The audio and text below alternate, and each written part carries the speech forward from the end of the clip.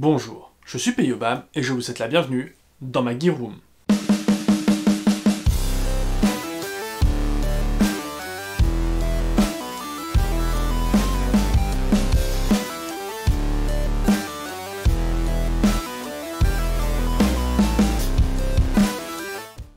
Aujourd'hui, on se retrouve pour parler d'un accessoire inutile, donc forcément indispensable, la ligne de vie, lanyard, voilà, sangle de rétention, bref, ce bousin-là. Donc ça, je l'ai acheté sur la page Facebook de Félin21, voilà, comme d'habitude, hein, j'achète pas mal chez lui. Donc qu'est-ce que c'est que ce bazar? En gros, le but c'est d'avoir quelque chose d'accroché sur sa ceinture, et ça accroché normalement dans un hélicoptère. En cas d'accident, de quoi que ce soit, et ben si vous deviez être éjecté, c'est censé vous rattraper. Voilà à quoi ça sert, dans le principe. Donc pour notre loisir qui est l'airsoft, ça ne sert à rien. Voilà. C'est juste décoratif et ça donne un peu de style, voilà, je trouve ça très cool. Alors la mienne, je l'ai voulu avec une boucle à l'avant, donc celle qui va s'accrocher sur la ceinture avec un système de dégrafage rapide. Donc ça veut dire que ici c'est verrouillé, je tire là-dessus, voilà, ça s'ouvre.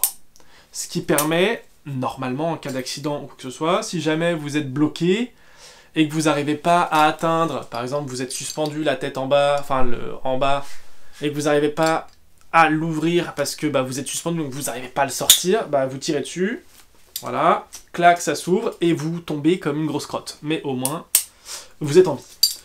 Voilà à quoi ça sert. Donc on va l'installer sur la HMB, et puis on va discuter un petit peu dessus, mais il n'y a quand même pas 1000 trucs à dire, quoi. C'est juste très joli, je trouve ça très stylé. Ici, sur ce petit mousqueton, il y a un système de verrouillage, c'est-à-dire que je peux appuyer ici, ça marche pas, il faut vraiment que j'appuie à l'arrière, ce qui va mettre les deux demi-lunes en face l'une de l'autre, et du coup ça va me permettre de déverrouiller le mousqueton.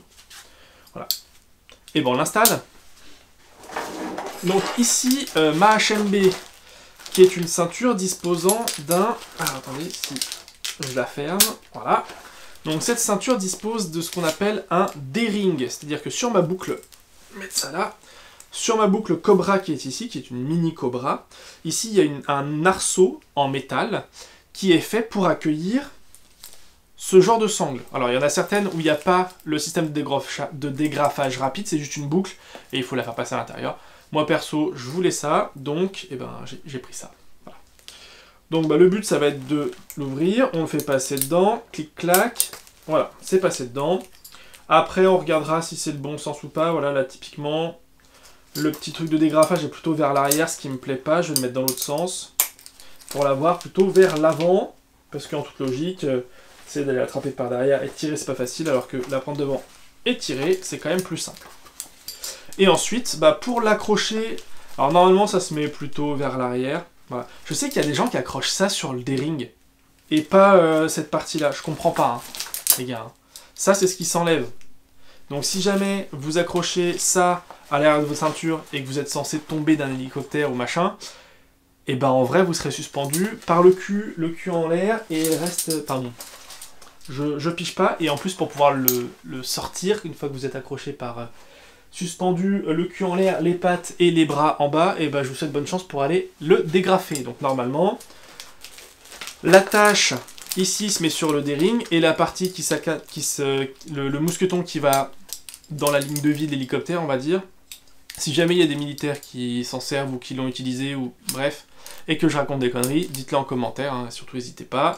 Vous êtes là, et je suis là aussi pour ça, pas la science infuse, mais voilà, de ce que j'ai pu voir, normalement ça se met bien sur le D-ring, c'est fait pour, et ça, ce que j'ai fait c'est que j'ai mis un gros Colson juste là, alors je sais pas si vous verrez, je vais me rapprocher un peu, voilà.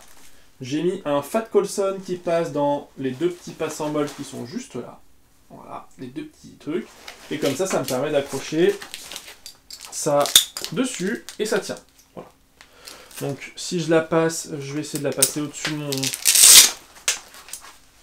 de mon sweat, mais je pense pas que ça rende grand chose. Je pense pas que je vais réussir à la fermer. Voilà. On va dire que c'est fermé. Voilà. Et donc ça a à peu près ce look là. Voilà. Alors je sais qu'il y en a certains qui aiment bien l'avoir un peu plus loin. J'aurais pu hein, l'accrocher là-dessus par exemple. Voilà, mais ça me gênait pour avoir accès à ma dump pouch, donc je voulais pas. J'aurais pu l'accrocher aussi ici. Voilà, c'était envisageable. Voilà, c'est toujours possible, mais au moins j'ai ça s'accroche super facilement. Je peux le sortir à main droite, voilà, ou main gauche. Et dans le principe, là, crochet, voilà. Donc voilà. Inutile, forcément indispensable. Voilà, une vidéo assez courte, mais qui a le mérite d'exister. Au moins, vous avez un peu l'historique de ce petit lanyard, ou sangle de rétention, de survie, de sécurité, je ne sais pas comment l'appeler. Bref, ce machin-là que tous les gars un peu stylés y portent. Maintenant, vous savez à quoi ça sert et comment ça se met normalement.